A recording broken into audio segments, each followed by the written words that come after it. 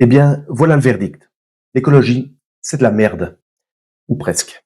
Dans cette vidéo, nous allons tenter de comprendre pourquoi, malgré l'avis des experts, nous, moi aussi, continuons à vivre de la sorte et à avoir des agissements dont l'impact a un effet catastrophique sur notre environnement. Allez, c'est parti. Nous faisons partie d'une société où tu peux tout offrir, à condition que tu entres dans le système, avoir un boulot, pour faire entrer de l'argent. Mais derrière cette façade de confort et de modernité, il y a une réalité beaucoup moins reluisante. On appelle ça la société de consommation. Tu vas devoir aller bosser pour avoir de l'argent, qui te permettra d'acheter une voiture, bien souvent pour aller bosser d'ailleurs, et une maison dans laquelle tu ne seras presque pas puisque tu seras au boulot. Et tout ça à crédit, évidemment. Premier piège de cette société, tu n'es déjà plus libre. Ensuite, grâce à la mondialisation, il va falloir que tu partes de plus en plus loin pour ton boulot, quitter la campagne et rejoindre les grosses villes, voir les villes d'autres pays, et tu seras encore moins chez toi, et tes déplacements pollueront de plus en plus. Vu que tu n'es plus dans ton village, tu n'achètes plus aux commerçants près de chez toi, et ceux-ci se verront obligés de fermer.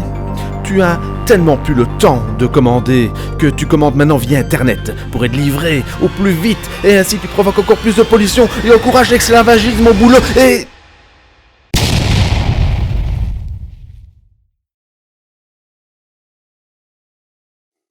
Et pourtant, nous sommes au courant de ça.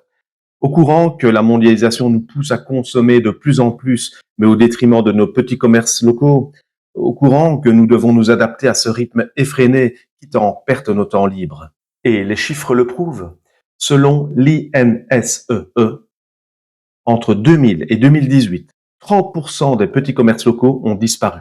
Alors que pendant ce temps, Fortune Global 500 nous apprend que les 4 plus grandes entreprises du monde, à savoir Apple, Amazon, Google et Microsoft, ont augmenté respectivement leur chiffre d'affaires de 120%, de 1750%, de 4000% et de 900%.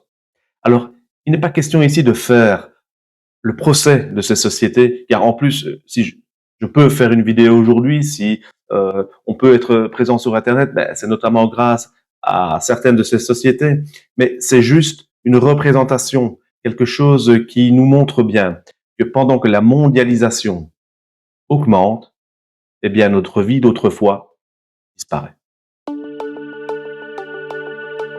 Nous avons déjà évoqué le problème d'entrer dans un système qui nous oblige à avoir un boulot pour payer ses crédits et ses impôts, pour un confort tout à fait relatif.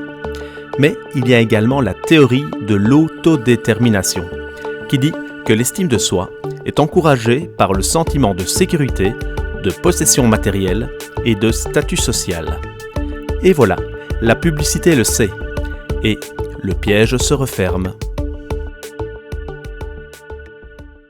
Alors que faire? Il faudrait casser cette spirale. Pas facile, hein? Et pourtant certains l'ont fait. On te parle souvent sur cette chaîne de Solofray et d'Alexis Robert. C'est logique, c'est parce qu'on les a rencontrés en vrai. Et on a vu que c'est pas du chiquet, c'est pas du show. Ils l'ont fait. Ils ont quitté la société de consommation et vivent maintenant en totale autonomie.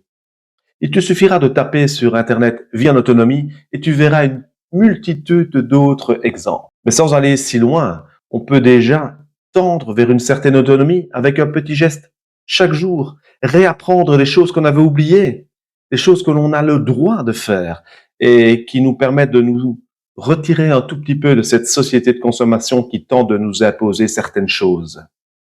Et surtout, consommer local. En conclusion, la solution réside peut-être dans notre volonté à aller vers la décroissance et non la croissance. Là est la véritable écologie, à faire un pas en arrière ou un pas vers le côté des sentiers que cette société essaie de nous imposer. Alors oui, l'écologie, c'est de la merde, mais uniquement pour ceux que ça emmerde. Ciao!